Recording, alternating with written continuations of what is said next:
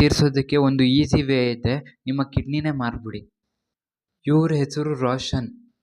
ಇವರು ಮಹಾರಾಷ್ಟ್ರದ ಫಾರ್ಮರ್ ಫ್ಯಾಮಿಲಿಗೆ ಬಿಲಾಂಗ್ ಆಗ್ತಾರೆ.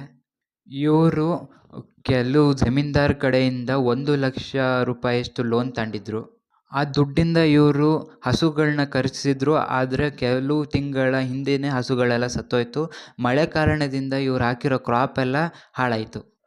ಲೋನ್ ಇಸ್ಕೊಂಡವ್ರು ಮನೆ ಹತ್ರ ಬಂದು 74 ಲಕ್ಷ ಸಾಲ ಇಸ್ಕೊಂಡಿದ್ದೆಲ್ಲ ಅದು ವಾಪಸ್ ಕೊಡು ಅಂತ ಕೇಳೋಕ್ಕೆ ಶುರು ಮಾಡಿದ್ರು.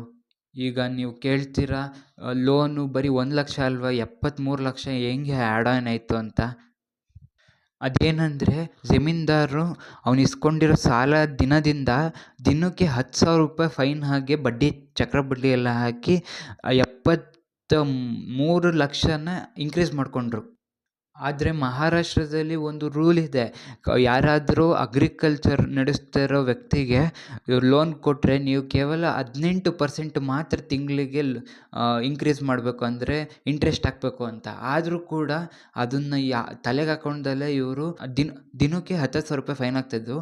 ಅದು ಕೊಡೋಕ್ಕಾಗ್ದಲೇ ಇವ್ರು ಏನು ಮಾಡಿದ್ರು, ನಾನೇ ನಿನಗೆ ದಾರಿ ತೋರಿಸ್ತೀನಿ, ನನ್ನ ಜೊತೆ ನೀನು ಫಾರಿನಿಗೆ ಬಾ, ಅಲ್ಲಿ ನಾನು ನಿನಗೆ ದುಡ್ಡು ಕೊಡಿಸ್ತೀನಿ, ನೀನು ಅದನ್ನ ತೀರಿಸು ಅಂತ ಹೇಳಿಬಿಟ್ಟು ಆಸ್ಪತ್ರೆಗೆ ಕರ್ಕೊಂಡೋಗಿ ಇವ್ರನ್ನ ಕಿಡ್ನಿ ಮಾರಿಸಿ ಆ ಕಿಡ್ನಿ ದುಡ್ಡನ್ನು ಅವ್ರು ಇಟ್ಕೊಂಡ್ರು. ಅಷ್ಟು ಅಲ್ದೂ ಕೂಡ ಇನ್ನೂ ತೀರ್ಸೋಕ್ಕಿದೆ, ನೀನು ದುಡ್ಡು ಕೊಟ್ಟಿಲ್ಲ, ಕಿಡ್ನಿ ಮಾರೋದು ದುಡ್ಡು ತೀರಿಲ್ಲ, ಇನ್ನು ಬಾಕಿ ದುಡ್ಡು ಯಾವಾಗ ಕೊಡ್ತೀಯ ಅಂತ ಹಿಂಸೆ ಕೊಡೋಕ್ಕೆ ಶುರು ಮಾಡಿದ್ರು.